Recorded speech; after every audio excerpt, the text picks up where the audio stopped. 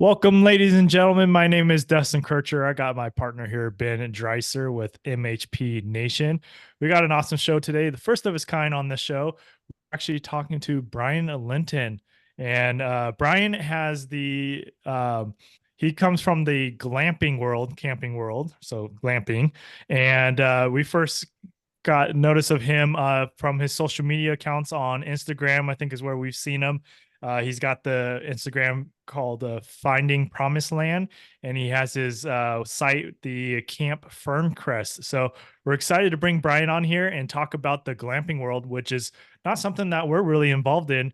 It's always been an interest, and we see it growing. And Brian has done a great job with what they're doing. So we're excited to bring him on. So thanks for coming on, Brian. Yeah, thanks for having me, Dustin and Ben. It's really great. Yeah. So what part of the country are you in? Do you even get that? So our properties are based in Pennsylvania. So we have Okay. uh we have Ferncrest, which is our glamping resort, and then we have a small boutique hotel like in the mountains there as well, 5 minutes down the road called the Rex.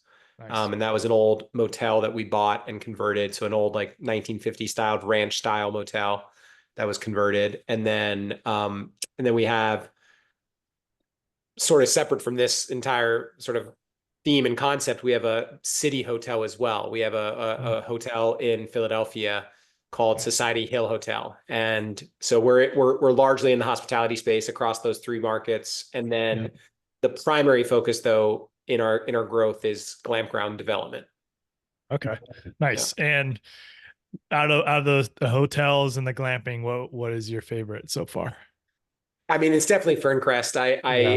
I'd say the scale of that project was not necessarily the largest in terms of investment, but the actual output and the ROI has been the best, Hmm. as well as the brand recognition. Like we blew up on social media because of our work with glamping. So we only started in the glamping space a couple years ago. We bought this old campground. So it was an existing campground from the 1960s. It was like rustic RV park type of campground. Hmm. And we converted it into Ferncrest and opened that only in 2022. But from 2022, so from really starting in March of 2020, no, not even 22, sorry. We opened that in 23. We started the renovation in 22. We opened it in 23. But from March of 23 to now, we grew across all platforms about 700,000 followers on social media. And Hmm. and what that's led to is a lot of business opportunities in the glamping space that has actually led us to franchising Ferncrest. So Ferncrest as a glamp ground concept, we actually just finalized it this week. All Nice. of the registrations across the markets that we're going into, including we already have an existing franchise in Oklahoma. So we opened that a month or two ago, Mm. and that is the first branded Ferncrest franchise operation, completely independently owned and operated by the owners Sean and Chris, but Nice. under our brand. Cool. Yeah. That's awesome. We're gonna have to dive deep into that. So that's pretty awesome. Um, with the glamping, and obviously said the social media, it's kind of really helped grow that. What made you decide to just like showcase this project and get out there on social media? Were you doing social media before that, or was this like kind of the first jump into it? So the honest story is that I mean it goes back to years ago when my original venture out of college, I back in 2006 when I was still an undergrad in college, I was getting the entrepreneurial bug and I started a import business of resort jewelry from Southeast Asia, and then I grew that through college, and then I launched a apparel company right out of college called United by Blue, which turned into a nationally distributed outdoor lifestyle apparel brand, sold at like Nice. REI and Hmm. Dick's and Whole Foods and you name it. It was relatively successful. It was about $20 million in annual sales. Nice. And wow. Yeah, and so that was I was a fashion apparel entrepreneur for 15 years. Hmm. And through that process, I learned a bit about social media and storytelling and marketing. I wasn't intimately involved in it as I should have been. Honestly, I was a part of the apparel industry when social media boomed, and I probably should have been a lot more involved with it then than I was now. It's a lot harder to be successful with social media now than it was then. But the irony is that I didn't really personally focus on it from a personal brand standpoint until a couple of years ago. So I had the foundation of knowledge, and I knew really at the end of the day, all social media is another human connection. It's technology driven human connection, Hmm. and it's storytelling, right? And so there are a lot of nuances about social media that is not just um you just there is stuff that like takes just trial and practice, and like there's like a deeper understanding of certain things that I've learned over the last couple of years. And so anyways, long-winded way of saying I had I had these touch points with social media throughout my career, but I had never really actually focused on it in the way that I focused on it at the time of renovating the campground. But the real reason and what I was trying to get to is we had a TV show lined up to Yeah. do a show about us. And because I was buying the campground, or I reached out to the campground, I got it under contract, and I was like, shit, um, this is a really cool story. What's going on here? Like we got this hotel up the road. It's this old, you know, Appalachian mountain town in the Poconos, and it's got this grit and story. And we're like sort of like the urban newcomers to it. And I was like, this sounds like a TV show. So I reached out to a producer, and like within 2 or 3 weeks, we had like a show. It was insane. Wow. Um, It got Magnolia picked up. Your idea got picked up right away. it got picked up right away. And so and didn't have any social media presence then, by the way. So it's not they were like, oh my God, they have social media presence, let's do a show. It was like, no, that's a cool story. There's a like a interesting story happening here. And so it was just the pilot, the mini pilot was purchased, like the basically which networks do to explore concepts, right? Hmm. Internally. And so we shot that. That got funded. We had like 3, 4, 5 days of shooting, and we thought we had the show. It was all going ahead. Producers were like, "It's a go." They're like, "The network loves it." I'm like, "Cool." Um, and then it just like sort of like dropped, and it was like, "Yeah, they don't want to do camping. The network doesn't Huh. think camping is interesting enough." And we're like, "Oh, interesting. Well, we just put a bunch of time and effort into doing a show for what purpose? For the marketing purpose, right? Yes, like we knew that like a show would be good for marketing. And we're like, it's obviously a good story. So screw it, I got to do the social media thing. And that's when the show dropped, is when I started social media. Funny is, if the show went forward, we wouldn't have been able to do social media before Mm. the show launched. We would have lost that entire run-up period, Yeah. because the show would want exclusive on that story, Yep. right? And so we would have lost that opportunity. So it's really a good thing that it didn't happen, because that run up then became our blowing up period for social media, and Yeah. ultimately probably has made us millions of dollars in value as Yep. a result. Yeah. Nice. Yeah. I mean, documenting, what you guys are doing there. I'm guessing when you guys actually opened, you're pretty booked at that point. It was good up front. Yeah, we definitely had an initial, like on the day of even like starting to take bookings a couple months before we even opened, we were getting good bookings because of our presence on social media. The first summer we were full every weekend. Like we had some weekday vacancies. And that's generally still the challenge that we have with glamping, is the weekends are great, full. During the summer period when schools are out, the weekdays are good too. But the occupancy on the shoulder seasons for the weekday occupancy is challenging. Yeah. Um, you have like, much lower occupancy in the weekdays. But then I think like this weekend we're probably full again. But today we might be at, 15, 20% occupancy on a Yep. Wednesday in October. Yeah. So, Well, but yeah, Pennsylvania, you get snow too, right? So are you guys we do. shut down during those times during the seasonal? We will. And the only reason why we are still doing that, even though our other like Oklahoma franchise won't, and also other properties that we're now building and developing won't, is because this initial property that we purchased was an old campground, and it was a seasonal campground. So we bought it with 2 bathroom facilities, and those facilities are not they're not insulated, but more importantly, the pipes going to them are not deep enough. They're probably only like a foot or two down. And Yeah. so the infrastructure is not made for the winter. So in order for us to stay open year round, we have to put in a new bathroom facility. And we're planning on that. It's just obviously like it keeps on falling down on the priority list as other things come up. Yeah. As the funny thing about your first love, your passion project, then you get like pulled into other things, and it's like, we know we need to do this, but at the end of the day, we know that the winter occupancy would be pretty low, because when it's bitter cold, it's like, single digit Fahrenheit Yeah. in the Poconos, it may not be the best time to go glamping. But some people love a dome tent in snow is totally doable. Like the dome tent structures that we actually do well with, they're completely capable of being winter lodging units because they're insulated. You can have a heat source in them. So I think And it's got to be very pretty during the snow while you're out there too. It is. Yeah. It's got the very big peaceful panoramic. during that time. Yeah. I think so. Yeah. Nice. Yeah. And they stay insulated enough to keep the warm too during those winter months? Yeah, they do. I mean, you can have different levels of insulation. So we've done a lot of research and product development in the geodesic dome space. Actually, that's one of our social media business extensions that's happened because of this. Is we basically came from a background of product development, importing, all of that. So when we went and built Ferncrest, instead of just going and finding readily available material, we actually sourced and developed our own tents.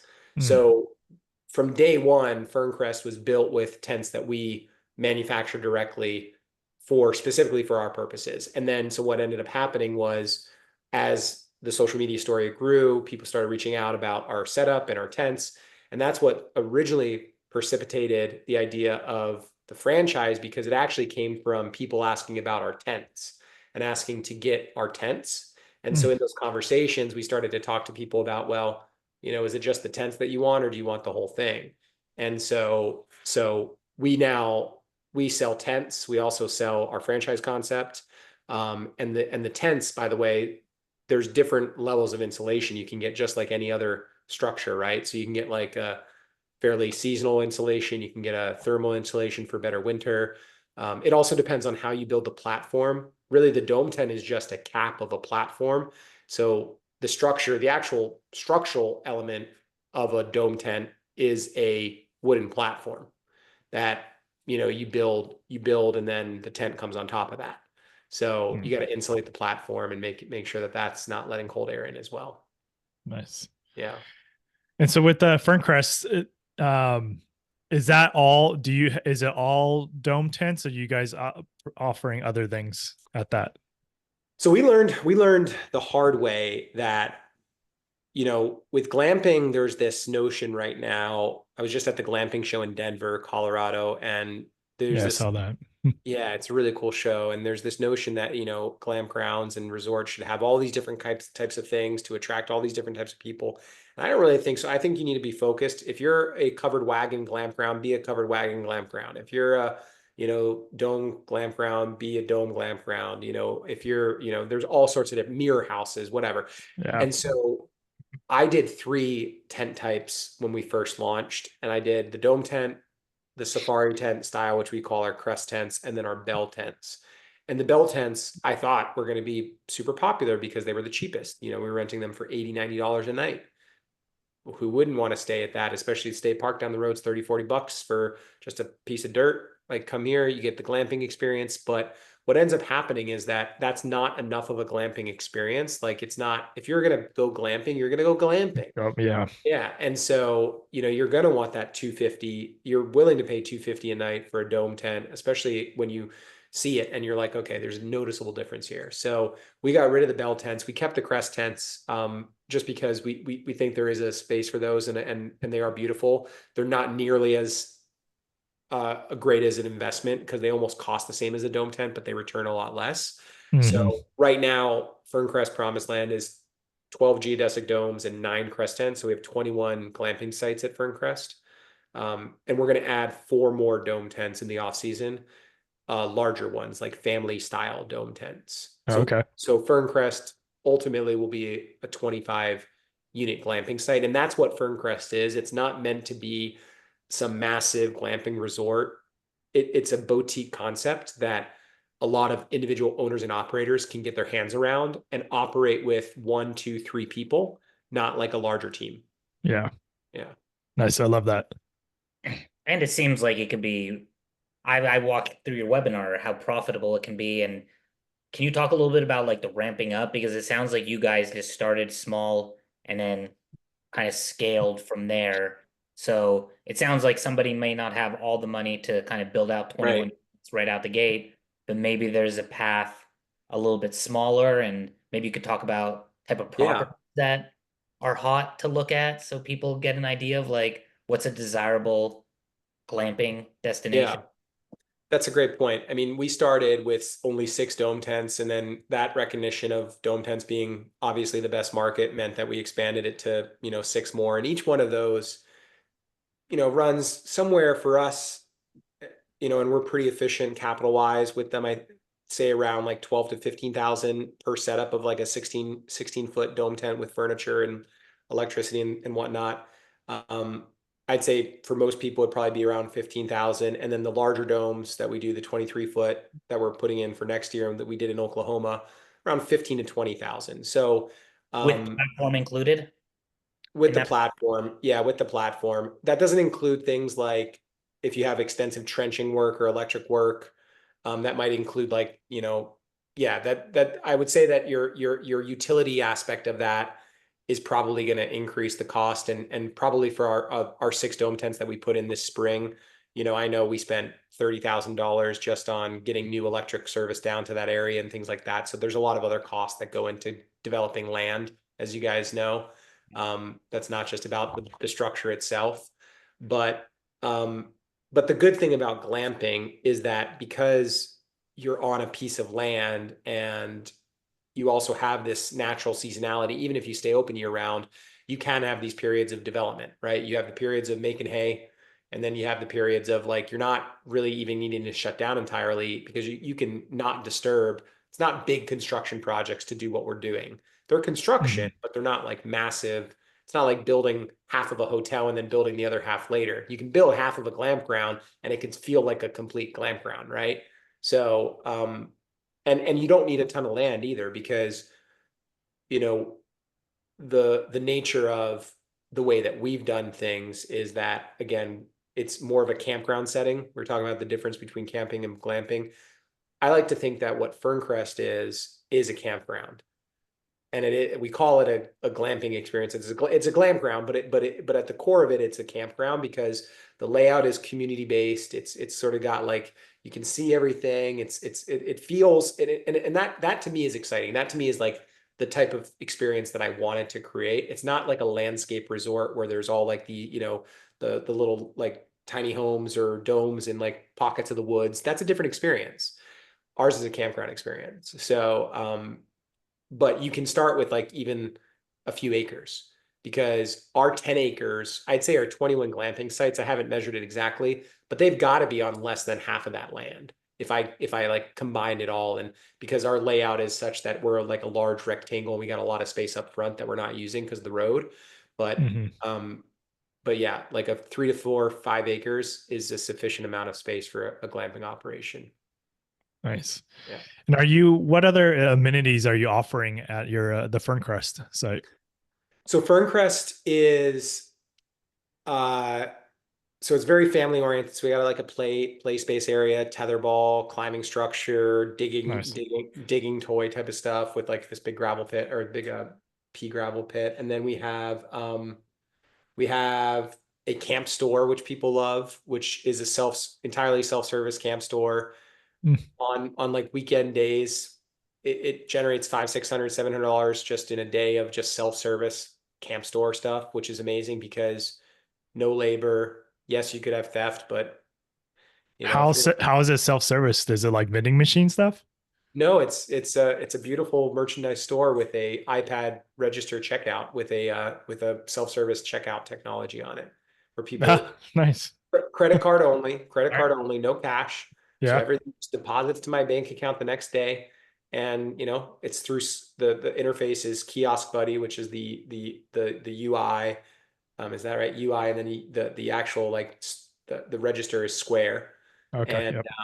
so I get that report every day that That's slick. $380 yesterday, and it's like it's just it's more even it's good money, but it's really also great experience because there is something fun when you're at like a campground and like you're with your kids or even with your girlfriend or your wife, and you go over, you walk around, you go in the camp store, these little like touch points, these little experiences matter. Like, our big 12-foot wood carved bear that people like to take a picture at. We have the pavilion with the charcoal barbecue grills that people can use. And then each of the dome tents or all of the tents have their own, obviously, fire pits and picnic tables. And then 6 of the dome tents, the more premium ones, have wood-fired hot tubs, which they can make their own fires and heat their own water in. And then we have Nice. a sauna down tucked away in the woods, a wood-fired sauna that people can book an hour session in. And then we have really tucked away Fired, in the so woods. they feed it. They're feeding the sauna. It's They not are, the no power is there's no actually power. you didn't have It's to run any wood-fired. power. Oh, that's Correct. Yeah. I like that. Yeah. That's That's Yeah. cool. yeah, with that And having on power there, it, that's exactly. So it's nice to just you find the best spot on your land and you can have it there because there's And no you power. probably make money on the sales of wood, a sale of wood too, right? You're Yeah. So the way that we do that is we sell for the general firewood and everything like that. We sell wood, which is, yes, definitely an important part of the sales, especially when you have a captive audience and it's camping, you're burning wood. yeah. Everybody's spending money on wood. And then the sauna itself, we have a separate wood rack down there that we give free wood, but you're paying for the sauna. In the booking process, you add sauna sessions for $30, or $20. I forget. Yeah, 20 or $30. And then that includes the sauna session and includes the wood for an hour. That's so And cool. then lastly, we have a couple other things. We have a wellness tent, which is a really beautiful tent tucked away in the woods with a boardwalk to it. That is where you can go get massages. So we have a local masseuse that'll come, and you have to make a booking ahead of time and you go get a massage in the woods. And then we have every Friday and Saturday night, we have a hype man from the neighborhood. He's the neighborhood, fun guy, just the guy that everybody loves. I hired him. I literally gave him the title of hype man, and this is what I would recommend every hospitality glamping operation to do is have a hype man. If you're not the hype man, you got to hire a hype man. And I can't be the hype man because I'm not there all the time. So he's the hype man, and he's paid to make a big fire and literally just make people happy for being there, like getting them by the fire, telling them about the town, the stories, like literally him and his wife, by the way, is the one scooping ice cream in our vintage RV trailer that we have. That's I ice cream. saw that. Yeah. Yep. So his wife's scooping ice cream. He's at the fire hyping people up. And then they're the most mentioned part of our place in our reviews, right? Our reviews that come in, it's always Steve and Susan made me feel so great, blah, blah, blah. So That's awesome. well worth the hype man title. Yeah. I want to go there now. Yeah. So when did you implement the hype man? Was it like right away, or did you I did it realize? last year. I met him. I tried to buy a house from him, actually. I was biking. This is before Ferncrest opened. I was biking in the neighborhood, and I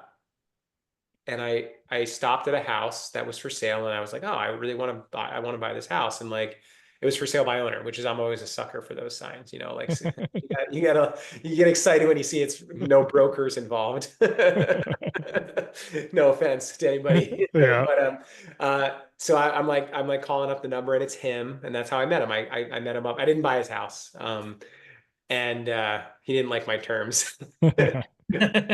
And but we ended up talking more, and he ended up learning about what we were working on. And yeah, it just turned out it was funny. It was just a funny happenstance that it turns out he was super connected in the town and just a retired teacher and perfect type of person for that role. Nice. That's awesome.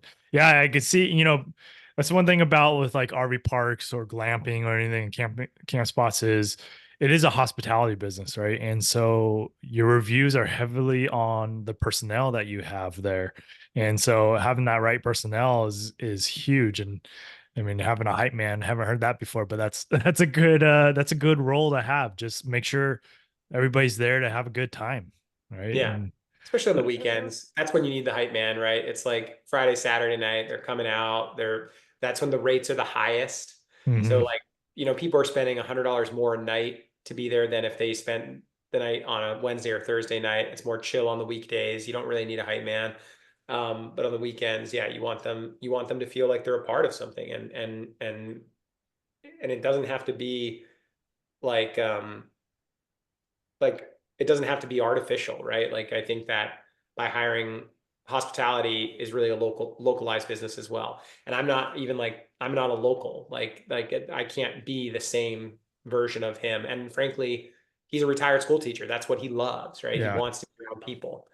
I'm like beat by the end of the day. I'm ready here at 8 o'clock. I'm I'm happy to like respond to emails, but like having like campfire discussions with guests would be a challenge for me on the weekends. Yeah. I do it, Are but are you paying them like a salary? Is it hourly or is it like based on they're bookings? hourly work. Yeah, they're hourly workers, so they get an hourly. I think hype man is, and the commons is the amenities. So it's like the ice cream trailer, and then we have a coffee trailer in the morning. So like Saturday and Sunday morning, we have a coffee trailer. Go get a latte, cappuccino. Um, I I I I I actually I don't remember exactly, but I think they're around $20 an hour. Oh, that's So, great. a great hourly wage for, a handful of hours a week, just a way for, again, great people to make some, but more importantly, they actually genuinely like it. Like, Yeah. and I know everybody likes to think that their staff likes working, but it's just like a genuinely fun thing for them to do. And They that's run why the coffee that's as why I well. work. They run the my hype man, the husband, he doesn't do any of the trailer stuff, but his wife Susan, she's involved in both. She manages the food operation, and then there's another employee. So there's two employees that basically rotate into the coffee, but the coffee and the ice cream are just weekend amenities. Got Yeah. it. Yeah. Uh, During the week, people can still make coffee. We have hot water kettles and a Chemex and coffee filters and stuff in their tents. So every tent has the ability to make coffee, but we don't have the coffee trailer unless it's the weekends. Nice. Sorry, do you have a question, Ben? yeah, I did. Okay. It's so incredible. I don't like just being like a little bit of Airbnb and some things in the hotel space. What you're doing is incredible. And those features Thanks. you're providing for such an intimate experience, being able to find those local people to service 21 uh room boutique hotel is awesome. Is the Oklahoma franchisee somehow going to be able to replicate some of these incredible things that you were able to do on at your park? And also being a franchisee, is there help with the social media? What exactly will people get their hand held with that experience? Yeah, great question. The franchise model, the core one of the core benefits is the hand holding aspect of everything from the processes, the operations, the technology. So all the tech stack, right? They don't have to, a franchisee that comes into the mix, it can be very overwhelming when you're coming into a new industry and you're like, wow, you got to have all this technology these days. You got to have, it's not just one software, it's four softwares. You got to integrate them. Um, you got to have a great website experience. You got to have a great social media experience. So the franchise model takes all of that away. So they don't have to do their own social media. They don't have to build their own website, right? So when you go to the campferncrest.com website, the drop down has now the two locations, Promised Land or Flint Creek. And so they're able to get into the business a lot quicker and easier than if they were to build up all that from scratch. And then obviously the marketing side, which is why a lot of people find us in the first place. I mean, all of our franchisees have been following us. Well, we have one franchisee and all the other ones that are developing right now, Mhm. that have not been announced have been following us. That's the nature of social media. So they already understand the value that brings because they're like, oh yeah, well, that's how we found you. So obviously like that's how people are going to find us as well. So we are 100% dedicated to each of these franchisees being successful in our own sort of marketing and promotion capabilities. And that'll be a big, honestly, into 2025 and beyond, that'll be probably my biggest role in this franchise growth is going to be being their hype man, like being the franchisee's hype person online mostly. And although I'd love to go out, each of these people I go out and I'm looking the land, I'm walking the land. I mean, I'm still heavily involved in everything when it comes to the actual, vision of Ferncrest, but it's going to be interesting. I think that's all the good stuff. Like the good stuff is that, there's a lot of people that want to do this. There's a lot of people that have been sitting on the sidelines of maybe glamping, and they have beautiful land and they're like, oh, I've always wanted to do glamping, but it's just been overwhelming. The fear of failure, the fear of building a brand, the fear of the marketing. A lot of people, it's amazing how many people say they hate social media. They don't want to do social media. I'm like, great.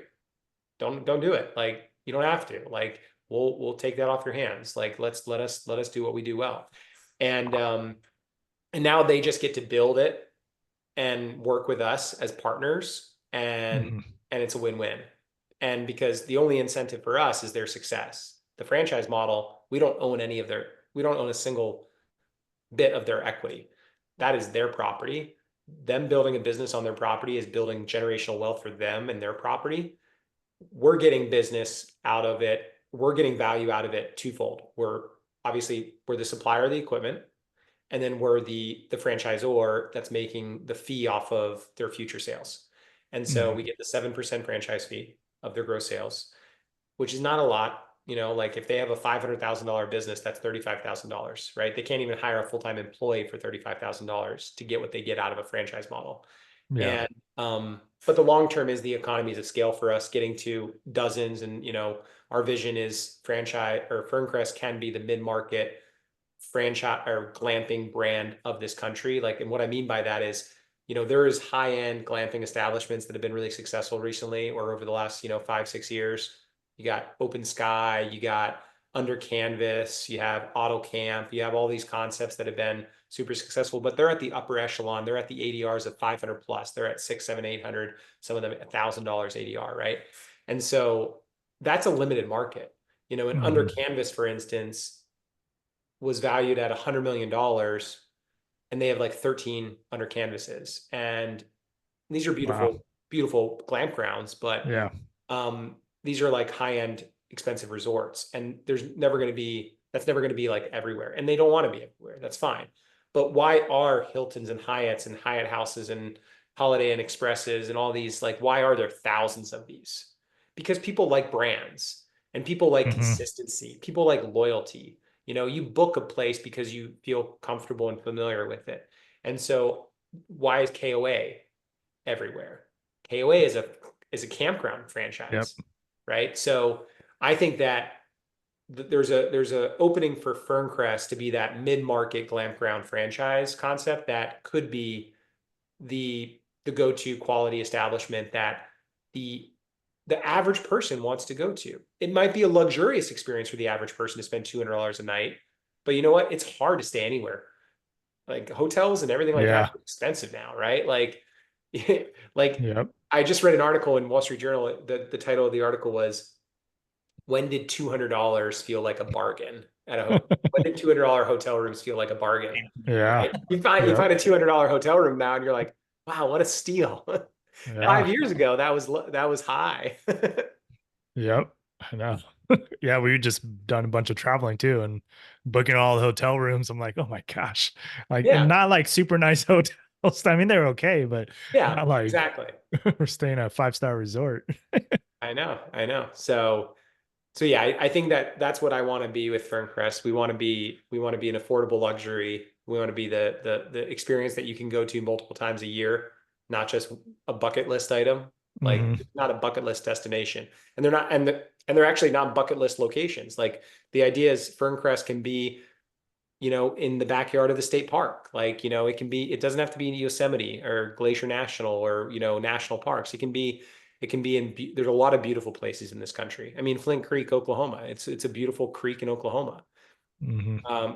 So Promised Land is not on the national map, other than maybe people that follow it now. So I Yes. got a one follow-up question as far as because you said you're taking over the marketing. Does that mean every franchisee is going to have their own like Instagram or something, and you guys are going to run that? Or are they just part of the bigger brand? You're like, okay, Ferncrest is now the brand. You get whatever business we get on a national level. If people are looking locally, you get it. Or are you actually handling a local specific marketing campaign for their property specifically? that is a great question. And it's honestly the $1 million question for us right now, because the way that we have initially set it up is that we will not have individual accounts for each of these, because that starts to get very messy. Hmm. And I don't think that it benefits the franchise system to have the location out in Wisconsin to have 300 followers and to be not managed properly, and obviously that would be on us to help them manage it. But like, it just seems like spreading the cream cheese too thin. And so our initial concept has been, we will just centralize all social media. It'll only be Camp Ferncrest handle, and that will be the social media focus.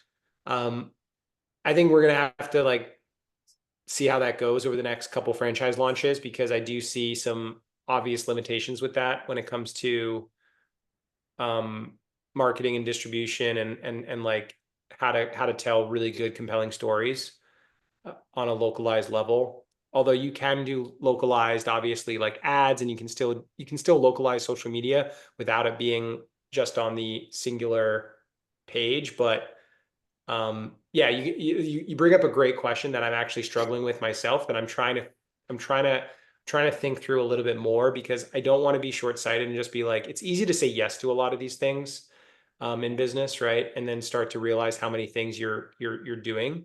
And I think that the benefit of having it be one powerful brand makes sense to me. But I also think that, there's a lot of great operators out there that could probably do a great job under our guidance, and could probably execute a social media strategy if we gave them the right game plan. Yeah. Yeah, that's definitely a tough decision because I see the same way as like you're trying to build a brand, a nationally recognized brand, and if you have a local owner that starts posting their own thoughts or whatever different views on life, It's a and cesspool, right? yeah, Like social and media, then social media. it comes back to the Ferncrest brand. So, Yeah.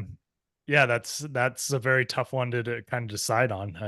I would probably more lean towards like they don't have their local individual accounts. You guys manage it all. You can do stuff specifically for maybe that site, and but yeah, that's a tough one. Yeah, like right now we've been promoting Oklahoma a lot on our main site. Hmm. And that's been a strategic importance for us. But what happens when we're opening up six in, a quarter? How do we Yeah. balance that? So I think those are the challenges that I'm starting to foresee.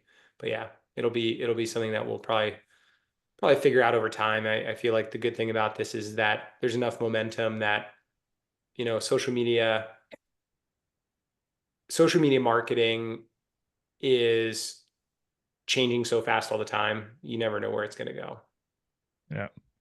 So, quick question about you guys' glamping site that you have. You mentioned it was 20 something pads or spaces. 21 right now. Yep. 21. And what is that staff? You already mentioned some of the staff, but what's the total amount of staff and like what's the different roles that you have to run that on a day-to-day basis? Yeah. I mean, other than the weekend staff that I mentioned, which is from an hourly basis is very small compared to like our core people, which is really, it's a two-person. So it's a little bit unfair, because what we have is we have the Rex Hotel up the road, and because those are both under our same management company, those are the same employees. So they Hmm. they they basically, it's literally 5 minutes. So they cover both, and at any Okay. given day they're at both. So what I have for both is I have a maintenance person, a full-time maintenance person, and then I have a full-time cleaner, and then I have a manager that oversees both properties. And so there's 3 full-time employees that are there, and both like, so on a busy weekend, like it's a great team because like the maintenance guy can jump in and help with cleaning. And the manager can help with, restocking the camp store. So it's really, they all have their roles, but it's a 3-person team that oversees both properties. Nice. So if you thought about what that means for maybe what Ferncrest is, actually, it's really it's a 2-person gig. If it's owner operated, like a franchise, like a franchisee, oftentimes if it's like husband and wife, they may not even need an employee if they're living nearby and they want to manage it on their own and make all that extra money, right? So like for us, I mean, we're paying out payroll, obviously. We have between those, we pay pretty good. So like those 3 people are probably costing, you know, with benefits and everything like that, a couple $100,000 combined. And so the reality is that a franchisee, or if we wanted to like make that money, we would live there, and we would just do those roles ourselves. But we're trying to build other parts of the business and everything like that. So that's our investment into that space. So I like to use that as an example, is like, for a franchisee, that's all your money that you can choose to take or pay somebody else to do it. And if there's still money at the end of it all, which there is, you can still make money out of it, even by hiring people to do the job. Yeah. Nice. It's the margins in hospitality in general are very good if you have a good business model and you have good occupancy and good ADR. You can have a very, it's coming from the apparel industry, which had horrible margins and just horrible cash flow cycles, and everything about it was horrible, actually, now that I look back. Now there was some good times, but some good parties, actually. That's about it.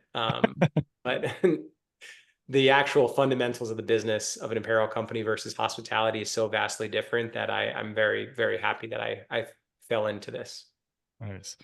One of the things that I don't think you're putting enough attention, or you do, but the fact that you necessarily need one toilet room, right? And you don't have to actually put plumbing on these 21 units. That's right. Whether it's a mobile home park or any other type of thing, the permitting process to deal with sewer and the water, all of that for every one of the units is a huge hassle and a huge expense.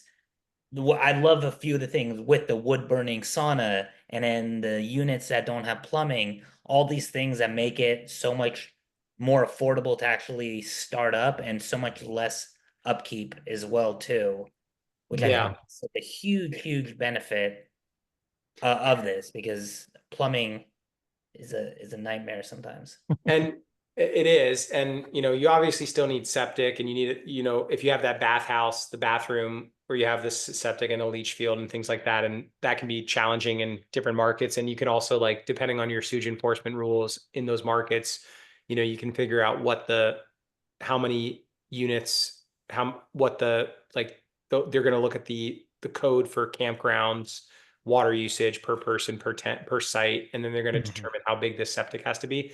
And my understanding of it, not being an expert in the code, but from what I've learned, is that, obviously there's certain sizes depending on where you are, where if you can just stay below that, then you can avoid a lot of the additional bureaucracy that you might have to go through if you get bigger. And that's another case for these boutique size glampgrounds, is that you can maybe just have a conventional septic and leach field, and you don't need a more advanced sewage treatment operation on your land. And so now I'd say that in-suite bathrooms in a glamping tent is like the big debatable topic that probably does hold us back to a certain extent, especially maybe in the off season, maybe in the winter, especially, where people might want to have a bathroom in their unit. And I think that that's fine and all. And I think that back to like the economics of this entire scenario is like, well, if I want to be able to rent this for, affordable luxury rates, like, and I want to position it as a campground experience, well, that's sort of what this is. It's a campground experience. And that's why I think I lean on that a lot too, is like, I want people to realize that there is still elements of camping to this that makes it fun, whether or not some people may not think that's fun, and that may not be the experience for them then, right? But I like camping, and so I'm okay with the idea of going to a bathhouse for if I'm staying camping for a couple days. I'm not living that way, but it works, and it does save hundreds of thousands. I mean, if I had to distribute sewage lines and like distribution stations where the sewage would be going to and then pumping out, and then go all those lines going everywhere. Yeah, I mean, you're talking a huge additional investment versus electric. Doesn't have to go as deep. Doesn't have gravity issues, right? Breakage issues, Yeah, backup issues. Yeah, so electric is very easy, relatively easy to distribute across a property, versus water and sewer. Yeah. Yeah. Good So point. I never asked this question before, but I see a bunch of books in the behind you, and I got a bunch of books behind me, but I got this virtual screen up so you can't see it. And I see the one Flow, and being a successful entrepreneur. What is your favorite book, or one of your favorite books that has gotten to where you're at, and also what's this Flow, because that stands out quite a bit. Oh, that's my dad. My dad wrote that book. That's okay. It's to make him feel good when he visits. He was here the other day, so my wife actually put it on display. So my dad, Nice. He's a supply chain executive, and he wrote a book on supply chain. Oh, that's cool. That's really cool. Yeah. So I mean, my favorite book is probably, man, it changes all the time. I feel like it never stays the same. But I am really into what am I into right now? I'm into really lame sales books, like learning better communication tactics and how to improve. And this goes into like social media. Like there's a lot to be said about how you position offers and how you deliver value to the people that you're working with. So like him being a big social media person right now, Alex Hermosi has these like books called like the $100 million leads, $100 million offers. So I got it back. I just read those, and they were really good because I feel like they made me realize just how impactful sales can be, both for your own life but also for the other people. Like if you're really selling what you believe in and you're delivering way more value than it's even perceivably worth, you can be wildly successful. And that's how I'm approaching the franchise model. And what I want to build here is I want people to like join the franchise system and be like, wait a second. So for 7%, less than Airbnb is charging me to just be on their website, I can be a part of this entire ecosystem. And like, you're going to be my cheerleader. You're going to be my partner. You're going to be like, like I've been following you on social media for a year. Like I've been looking up to you, and now you're just going to like do that for like that. And yes, there's economics for me, and like it can make me a lot of money over time.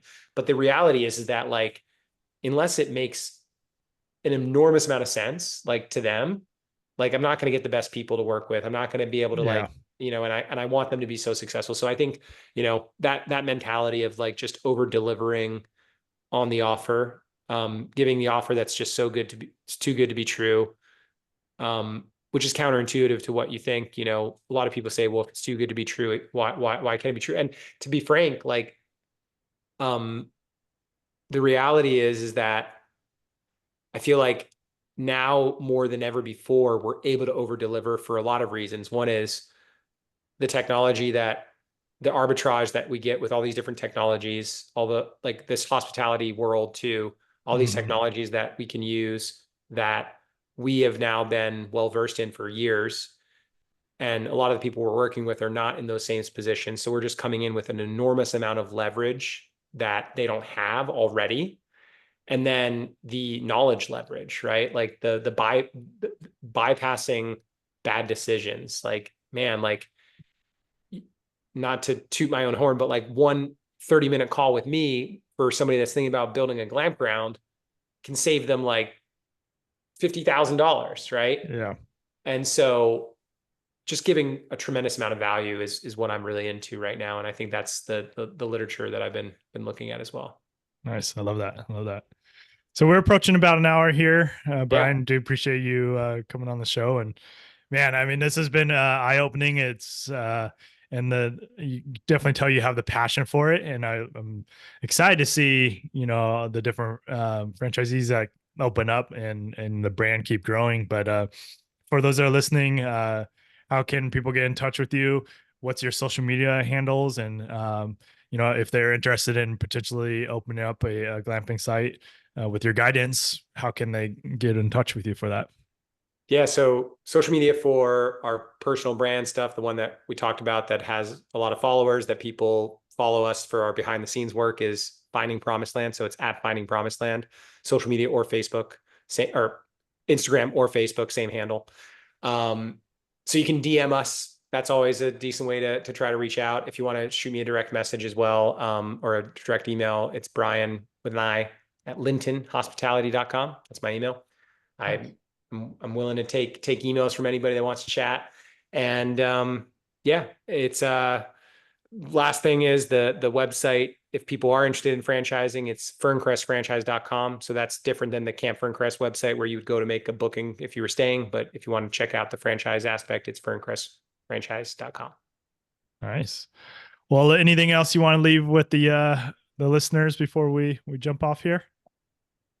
No, I think, never be afraid of changing careers and, pivoting, because even though it's a scary proposition, it was scary for me when I had this sort of massive career change into glamping, but the career capital and the institutional knowledge of like your career goes a lot farther than you think. And like, going from apparel business, learning how to market and sell clothing strangely applied well to building a glamp ground. So I just leave people with the idea that, never be afraid of change, because it's sometimes what you need. Yeah. Nice. I love that. That's awesome. Well, thanks, Brian. We do appreciate you coming on the show, and yeah, look forward to Thanks just for having seeing me. more of what you're doing. Thank you. Appreciate it, guys. Thank you. So much.